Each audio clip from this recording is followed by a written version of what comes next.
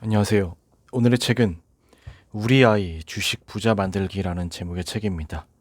제가 이 책을 읽고서 밑줄 친 부분들을 보면서 리뷰를 시작하도록 하겠습니다. 오늘의 리뷰를 보시고 이 책이 나에게 도움이 되겠다 생각이 되시면 가능하면 구매를 하셔서 읽어보시는 것을 추천드리겠습니다.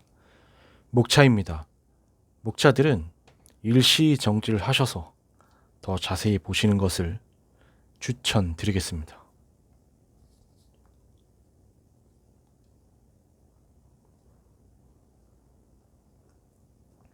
돈을 주인으로도 하인으로도 만들지 않기 위해서는 돈 공부와 함께 나에 대한 공부가 필수였다. 돈을 모으고 불리는 일도 중요하지만 그보다 돈에 대한 욕망을 다스리는 것이 먼저였다. 또한 물처럼 순환하는 돈을 공부하다 보니 돈 이야기는 더 이상 어른들만의 것이 되어서는 안 되었다. 돈과 투자에 대해 무지한 금융 문맹은 자녀에게까지 대물림 된다는 사실을 알게 되었기 때문이다. 돈 이야기를 일찍 시작한다고 해서 돈만 밝히는 속물로 자라지 않는다. 오히려 인생을 적극적으로 설계하는 성인으로 자라게 될 가능성이 크다. 자녀와 함께하는 주식 투자는 세상을 읽는 눈을 키우는 최고의 학습이다. 우리의 소비 생활과 기업의 성장 관계를 이해하면 투자의 의미도 쉽게 받아들일 수 있다. 나아가 기업의 주인이 되어 세상을 바라보면 아이들도 사회와 경제 틀을 이해하고 자신의 미래를 설계할 수 있다. 두 아들과 함께 카카오 프렌즈 샵을 구경 갔다가 카카오 주식을 사고 제주도에서 전기차를 타보고는 테슬라 주식을 샀다. 해피밀을 먹다가 맥도날드 주주가 되었고 마블 영화를 보다가 디즈니 주주가 되었다. 이처럼 아이들과 함께 생활 속에서 투자의 아이디어를 발굴하고 경험을 쌓는 일은 어렵지 않다. 대부분의 사람들이 투자하고 싶은 기업은 세계에서 제일 잘 나가는 회사일 것이다. 한국 기업 중 세계 최고 기업이라 할 수 있는 회사가 있을까? 단연 삼성이 떠오른다. 우리나라 주식 시장에 상장된 기업들의 총 시가총액은 약 2,600조인데 이 중 삼성의 시가총액은 약 500조다. 국내 주식 시장의 5분의 1이 삼성의 돈인 것이다. 이렇듯 삼성이 국내 주식 시장에 미치는 영향력은 무시할 수 없다. 그럼 미국의 삼성인 애플의 시가총액은 얼마나 될까? 약 2,600조다. 애플의 규모는 삼성의 5배, 그러니까 우리나라 대부분의 기업을 살 수 있을 정도다. 세계에서 가장 돈이 많은 기업은 어디일까? 세계 시가총액 순위 10위를 살펴보면 그 중에 7곳이 미국 기업이다. 플랫폼, 클라우드, 인공지능, 자율주행 등 대부분 4차 산업혁명 관련 기술력을 갖춘 기업들이다. 한 사람의 잘못된 금융 지식과 습관은 본인의 경제 독립을 그르칠 뿐 아니라 가족을 가난하게 만들고 후손들의 경제 생활을 어렵게 하며 사회를 힘들게 하고 궁극적으로 국가의 경쟁력을 약화시킨다. 우리나라 청년들과 달리 유대인 청년들은 거대 기업을 소유하고 있는 경우가 많다. 실제로 나스닥에 상장된 기업의 40% 정도를 유대인 청년들이 소유하고 있고 애플의 스티브 잡스, 구글의 세르게이 브린, 페이스북의 마크 저커버그 등 시가총액 상위 기업의 창업자들도 유대인이다. 도대체 그들은 우리와 무엇이 다를까? 역사 기록을 살펴보면 유대인들은 일찍부터 부를 축적하는 시스템에 주목했다. 소금 상권을 장악하고 잇따라 무역업과 금융업을 발전시키며 1602년에는 근대적 의미의 첫 주식회사인 네덜란드 동인도 회사를 설립했다. 소금이 그 당시 돈을 만들어내는 생산수단이었다면 지금 우리가 살고 있는 자본주의 시대의 생산수단은 무엇일까? 바로 주식이다. 주주가 되면 내가 그 회사를 위해 일하지 않아도 회사의 이익을 나눠 가질 수 있다. 즉 돈이 돈을 벌어오는 시스템이 구축된다. 빌 게이츠도 돈이 많아서 부자가 된 것이 아니다. 마이크로소프트라는 회사를 설립하고 그 회사의 주식을 가장 많이 갖게 되어 부자가 된 것이다. 또한 유대인 가정의 자녀들은 성인식 때 축하금으로 약 6천만 원을 받는다. 13살의 어린 나이에 시드머니 6천만 원으로 일찍이 투자의 세계를 뛰어드는 것이다. 이처럼 유대인들은 어릴 때부터 가정에서 생산 수단을 가진 자본가가 되기 위한 준비와 훈련을 시작한다. 돈과 투자에 대해 무지한 금융 문맹을 물려주지 않으려면 우선 가족 문화를 바꿔야 한다. 함께 돈 공부를 하는 가족 문화, 가족의 공동 목표를 정하고 함께 자산 관리를 시작하는 문화, 가족 모두 자본가가 되는 문화로 말이다. 아이들은 부모가 가르친 것을 배우는 것이 아니라 부모가 행하는 것을 배운다. 갈수록 각박해지는 자본주의 시대, 내 자녀가 자본가로 성장하길 바란다면 부모가 먼저 돈을 배우고 성장하는 과정을 즐겨보자. 학원을 보내면 아이가 중간 이상의 성적을 유지할 수 있을 거라는 기대감과 부모로서의 역할을 충실히 했다는 안도감을 느낄 수 있다. 하지만 그것과 노후 자금을 맞바꿀 수 있을까? 중고등학생 자녀를 둔 지인들은 종종 이렇게 말한다. 노후 준비는 무슨, 애들 학원비가 장난이 아니야. 초등학생 때 들어가는 돈은 웃을 정도라고. 그런 말을 들을 때마다 나는 행여나 에듀푸어가 될까 두려웠다. 에듀푸어는 수입에 비해 과도하게 교육비를 지출해서 궁핍해지는 사람을 뜻합니다. 아이의 학업 성적이 나의 노후를 책임져 줄 것인가 란 질문에 대한 나의 대답은 노였다. 물론 부모마다 자녀 교육에 대한 철학이 다를 수 있다. 하지만 분명한 것은 아이의 미래만큼이나 부모의 노후도 중요하다는 사실이다. 아이의 미래에 걸림돌이 되지 않으려면 부모의 안정적인 노후 또한 중요하기 때문이다. 자녀에게 주식을 사주고 싶다면 먼저 증권회사에 주식 계좌를 개설해야 한다. 성인이라면 증권회사에 방문하지 않고 휴대폰으로 간단하게 비대면 계좌 개설할 수 있다. 하지만 미성년자의 경우에는 몇 가지 서류가 필요하기 때문에 증권회사에 직접 방문해 계좌를 개설해야 한다. 이때 국내 주식 계좌를 개설할 때 해외 주식 거래 등록도 함께하는 것이 좋다. 필요 서류는 증권사마다 차이가 있지만 방문하는 부모의 신분증, 가족관계 증명서, 자녀기준 기본 증명서, 부모 또는 자녀 도장 정도만 있으면 대부분 개설이 가능하다. 증여세를 내지 않아도 되는 금액을 증여했더라도 증여 신고를 해두는 것이 좋다.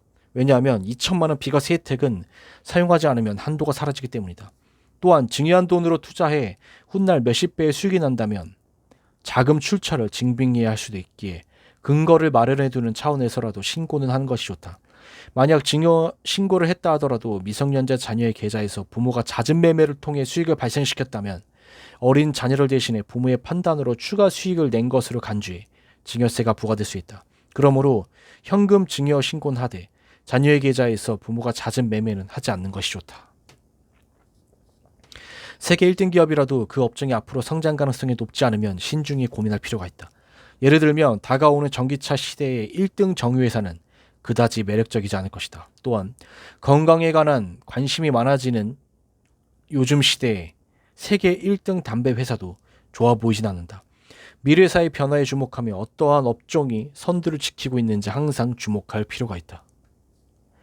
대표적인 로봇 BOTZ ETF는 드론 기술, 헬스케어 로봇, 인공지능과 머신러닝 기술을 활용한 데이터 분석을 통해 매출을 창출하는 기업들로 구성되어 있다. 국가별 비중은 일본 45%, 미국 37%, 스위스 11% 정도로 주로 일본과 미국의 로봇 관련 기업에 투자하는 ETF다. 네, 그 구성 기업들은 이렇게 또 있습니다. 참고하시기 바라겠습니다.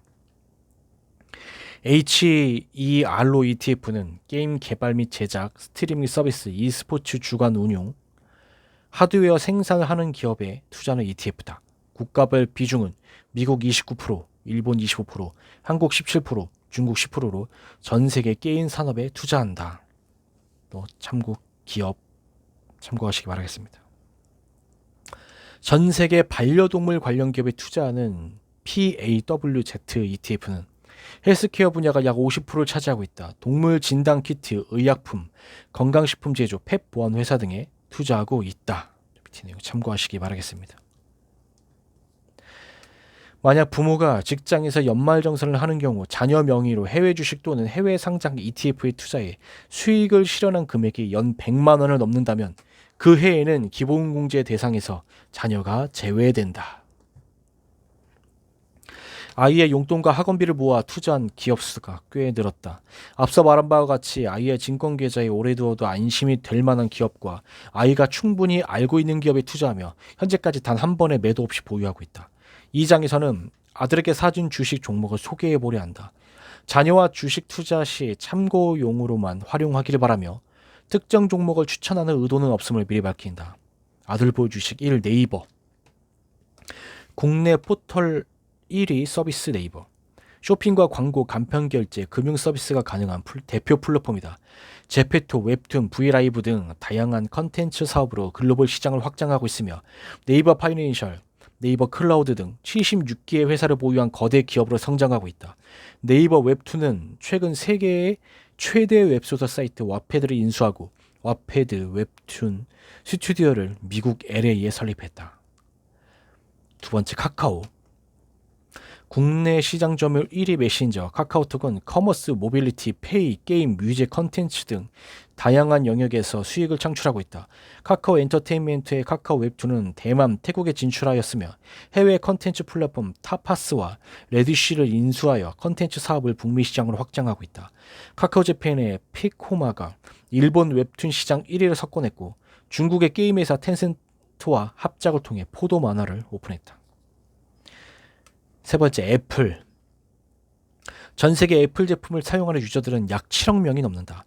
게다가 애플은 단순한 핸드폰과 PC 제조 판매사가 아니라 iOS와 macOS라는 플랫폼을 통해 수많은 소프트웨어 서비스를 제공할 수 있는 플랫폼 기업이다. 아이폰 운영체제 iOS는 미국인 절반이 쓰고 있으며 전 세계 인구 20%가 사용하고 있다. 네 번째, 마이크로소프트. 윈도우를 세상에 내놓은 세계 최대의 소프트웨어 업체 마이크로소프트는 모바일 퍼스트, 클라우드 퍼스트를 외치며 혁신을 꾀하고 있다. 마인크래프트 기업의 개발업체인 모장을 인수하며 최근 공개한 윈도우 11에서는 모바일 전용 운영체제 안드로이드를 PC에서 쓸 수 있도록 하여 호환성을 크게 높였다.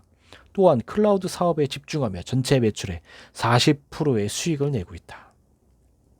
다섯 번째, 엔비디아. 인공지능 반도체 제조 1위 기업인 엔비디아. 컴퓨터 GPU 설계 회사로 외장형 그래픽 카드를 만드는 독보적인 회사다. 현재 비트코인 채굴용 GPU와 인공지능 학습용 GPU를 주로 생산하며 매출을 올리고 있다. 자율주행을 위한 인공지능 GPU를 테슬라, 아우디, 벤츠에 공급 예정이며 클라우드 산업에서 중요한 데이터 센터형 반도체 시장까지 진출을 확대하고 있다. 월트 디즈니. 세계적인 엔터테인먼트 회사인 월트 디즈니는 영화, 애니메이션 등 수많은 컨텐츠를 가진 기업일 뿐 아니라 테마파크, 스튜디오, 리조트, 크루즈 등 다양한 사업을 하고 있다. 현재 제작사 마블과 루카스 필름, 픽사, 21세기 폭스를 인수했으며 내셔널 지오그래픽, DC 코믹스, 북미 1위 방송국 ABC와 스포츠 전문 채널 ESPN을 소유하고 있다. 디즈니 플러스와 훌루, ESPN 플러스 등 자체 OTTO 스트리밍 서비스를 시작했다. 테슬라. 전기 자동차를 설계, 개발, 제조, 판매하는 대표적인 회사인 테슬라. 자율주행 소프트웨어, 충전소, 배터리 개발 사업과 태양에너지 생산과 저장 사업도 추진하고 있다. 인공지능 로봇, 우주산업, AI 등 다양한 산업에서 혁신적인 성과를 내고 있다. 8. 버진 갤럭틱 홀딩스. 우주 관광 서비스를 실시하는 대표적인 회사로 미국 캘리포니아 모하비 사막에서 우주선을 개발하고 있으며 뉴멕시코에서 상업용 인프라를 운영 중에 있다. 이미 영화배우 레오나르도 디카프리오와 팝스타 저스틴 비버를 포함해 약 600명의 예약을 완료하였으며 예상 매출이 1억 달러가 넘을 것으로 추측되고 있다. 델타 에어라인스. 미국의 4대 항공사 중 하나인 세계 최대 규모 항공사 델타 에어라인스는 매출의 99%가 항공기 운항에서 발생하고 미국인들이 선호하는 항공사로 알려져 있다. 위드 코로나 분위기 속 해외여행의 수요는 꾸준히 늘어날 전망으로 보인다. 맥도날드. 세계적인 패스트푸드 프랜차이즈 맥도날드는 120개 국가에 4만여 개의 매장이 있다. 매 초당 버거 75개가 팔리고 매일 7천만 명이 넘는 사람들이 맥도날드 햄버거를 먹고 있다. 맥도날드의 빅맥 가격을 기준으로 물가와 통화가치를 비교하는 빅맥 지수가 있을 만큼 영향력 있는 기업이다.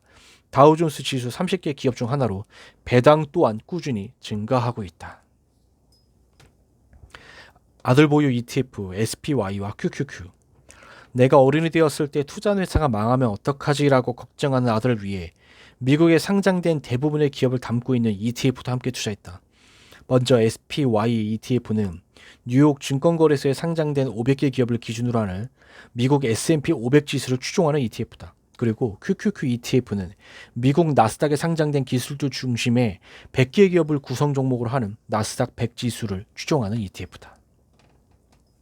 카카오와 테슬라, 디즈니 등의 주식을 아이들에게 사주고 나서 달라진 점은 엄마 내가 받은 용돈 중에 얼마는 주식 사는 데 쓸래요 라고 스스로 이야기하는 것이다.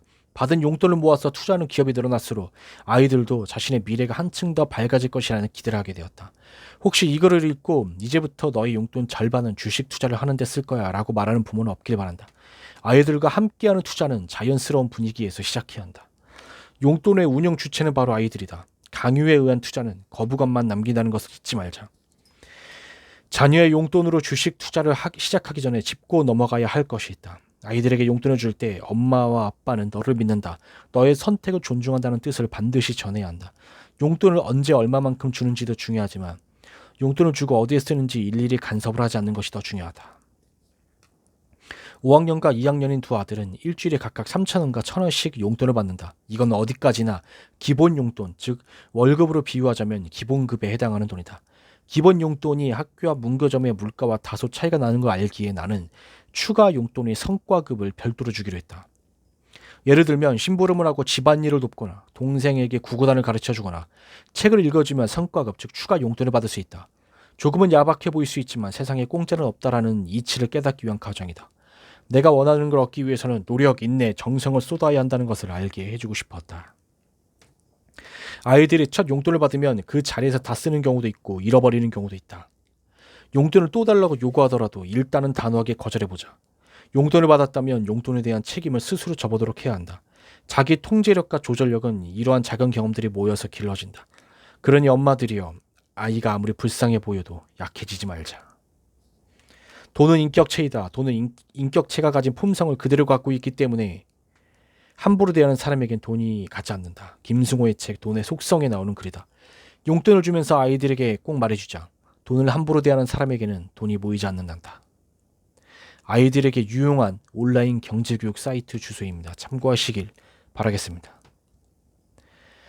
미래산업 키워드 1 메타버스. 메타버스란 초월을 의미하는 메타와 현실 세계인 유니버스의 합성으로 디지털 가상 공간에서 이용자들이 서로 물품 거래와 창작을 할 수 있는 플랫폼을 말한다. 국내 기업들도 메타버스 산업에 두각을 보이고 있다. 대표적으로 네이버제트에서 만든 제페토, BTS 소속사 하이브가 만든 위버스, SK텔레콤에서 만든 이프렌드 등이 있다. 메타버스 장비 시장도 커지고 있는데 페이스북의 오큘러스, 애플의 VR 장갑, MS의 홀로렌즈, 구글의 글라스 등 영화에서 나올 법한 장비가 출시되고 있다. 코로나로 인해 매출에 직격탄을 입은 디즈니랜드도 메타버스 서비스를 구축할 예정이다. 디즈니랜드를 가지 않아도 온 가족이 거실에서 불꽃쇼와 퍼레이드를 감상할 수 있는 세상이 곧 펼쳐진다는 것이다. 블록체인과 NFT.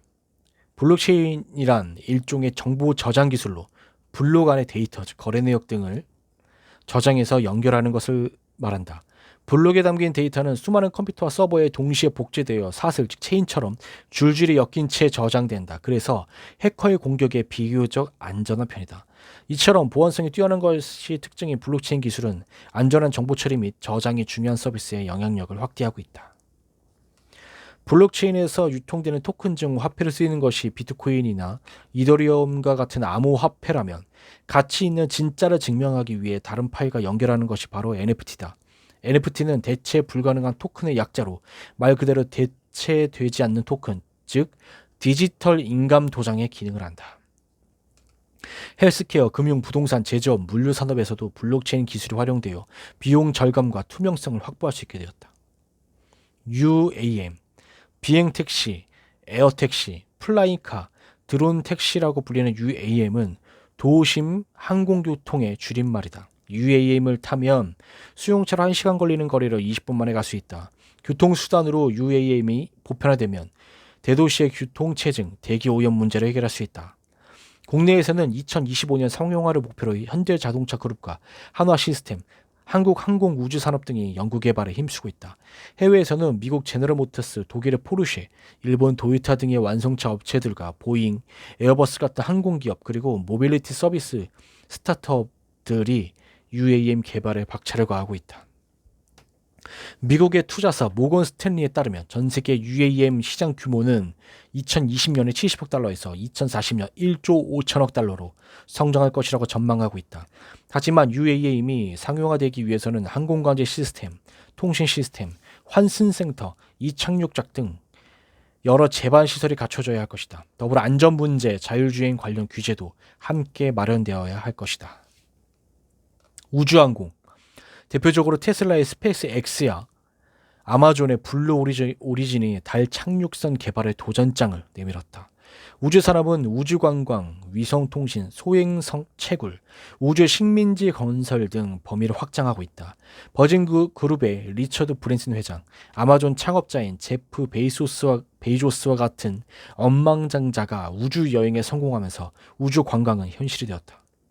위성통신 사업은 수백에서 수천 개의 위성을 저 궤도에 띄워 지구 전역에 초고속 인터넷을 제공하는 사업이다.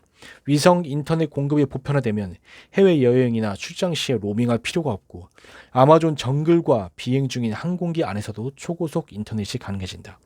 소행성 채굴 산업은 소행성에 가서 지구에 부족한 광물을 채굴하는 산업이다. 소행성에 매장된 광물 자원은 추정 불가능할 정도의 가치가 있기에 어쩌면 미국 주도의 우주 식민지 건설 사업은 당연한 일일지도 모른다.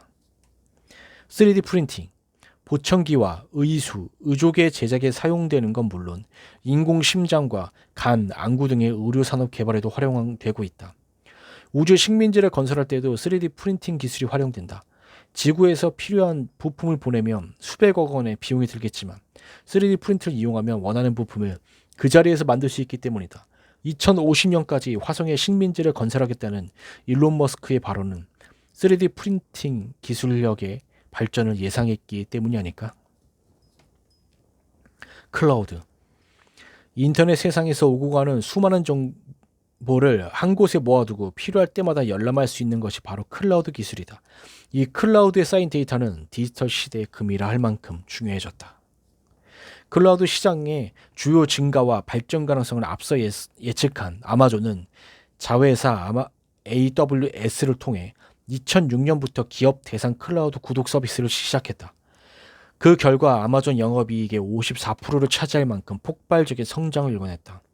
넷플릭스, 에어비앤비, 미 항공우주국 나사를 통해 국내 삼성, LG, 넥슨, 쿠팡, 배달의 민족 등이 아마존 웹 서비스를 이용하는 고객이 되었다. 마이크로소프트와 구글이 아마존의 클라우드 사업을 추격하고 있으며 우리나라의 네이버도 클라우드 사업에 전폭적인 투자를 하는 중이다. 그 결과 국내 100대 기업의 55%가 네이버의 클라우드 서비스를 이용하고 있다. 앞으로 10년 동안 전 세계 고령 인구가 20% 더 늘어난다고 한다. 이에 따라 생산과 소비에 노인층의 영향력도 더불어 커질 전망이다. 노인층이 주류가 되면 의료기술, 의학, 바이오, 생명공학, 의료기기 등 건강 관련 분야, 즉 헬스케어 산업의 수요가 늘어날 것이다. 의료기술의 발달은 다양한 질병에 대한 데이터 확보에 달려있다.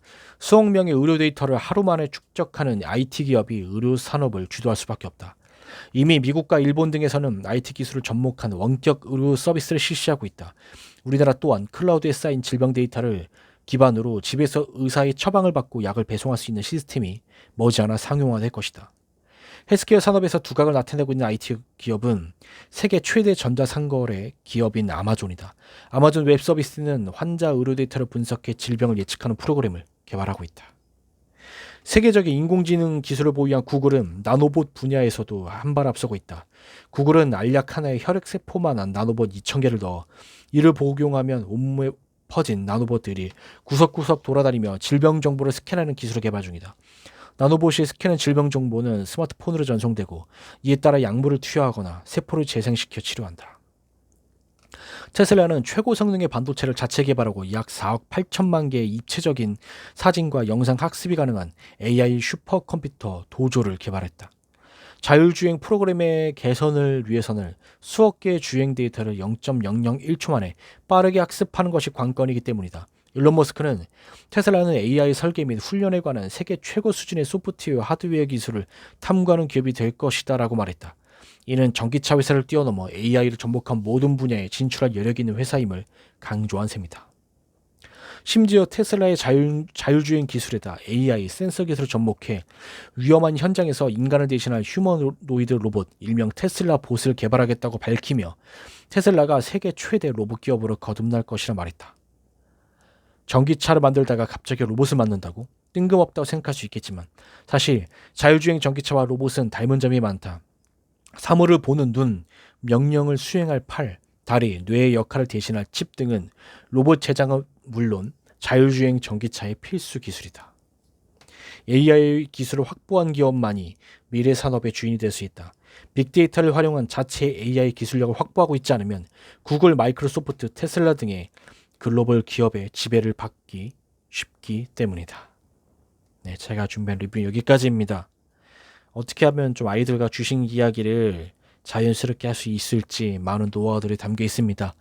이 책이 나에게 도움이 되겠다고 생각이 되시면 가능하면 구매를 하셔서 읽어보시는 것을 추천드리겠습니다. 리뷰를 마치겠습니다. 감사합니다.